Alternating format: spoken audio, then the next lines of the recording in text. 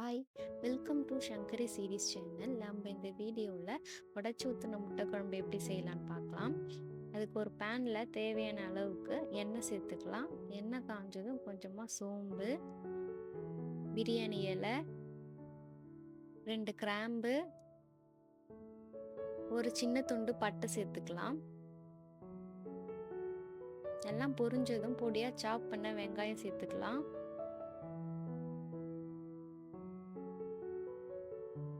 வெங்காயத்தை நல்லா செவர வதக்கிக்கலாம். அடுத்து 1 ஸ்பூன் இஞ்சி பூண்டு பேஸ்ட் சேர்த்துக்கலாம்.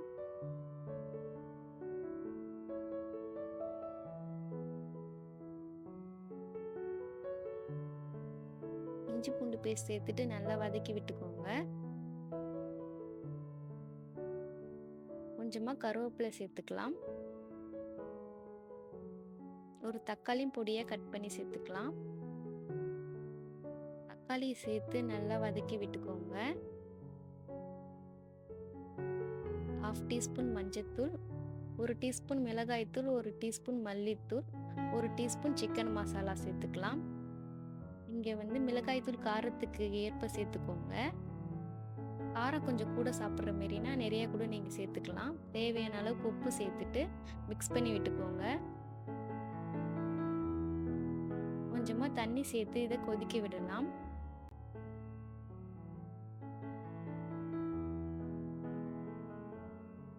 கொஞ்சமாக கசகசா, 4-5 முந்திரி, கொஞ்சமாக தேங்காய் சேர்த்து அரைச்சி பேஸ்ட்டாகவும் நீங்கள் சேர்த்துக்கலாம். நான் அதை வடிகட்டி கட்டியாக பாலாக சேர்த்துக்கிறேன். தேங்காய் கொஞ்சமாக சேர்த்து அரைச்சி சேர்த்துக்கோங்க.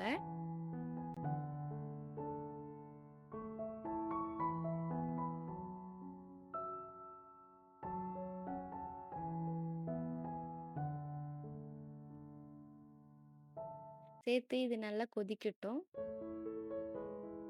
கொதிச்சதுக்கு அப்புறமா நம்ம முட்டை சேர்த்துக்கலாம். ஒரு முட்டையை உடைச்சி சேர்த்துக்கலாம். முட்டை சேர்க்கும் போது லோ ஃப்ளேமில் வச்சுட்டு சேர்த்துக்கோங்க. அதுக்கு மேலே கொஞ்சமாக மிளகுத்தூள் சேர்த்துக்கலாம்.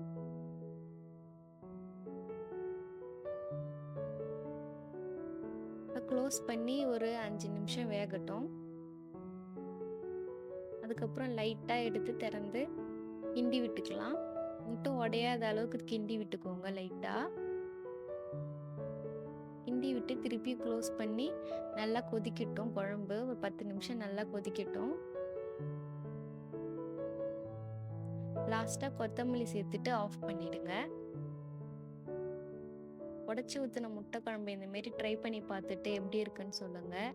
உங்களுக்கு இந்த வீடியோ பிடிச்சிருந்தா லைக் பண்ணுங்கள், ஷேர் பண்ணுங்கள், சேனலை சப்ஸ்கிரைப் பண்ணிக்கோங்க. நெக்ஸ்ட் வீடியோவில் பார்க்கலாம்.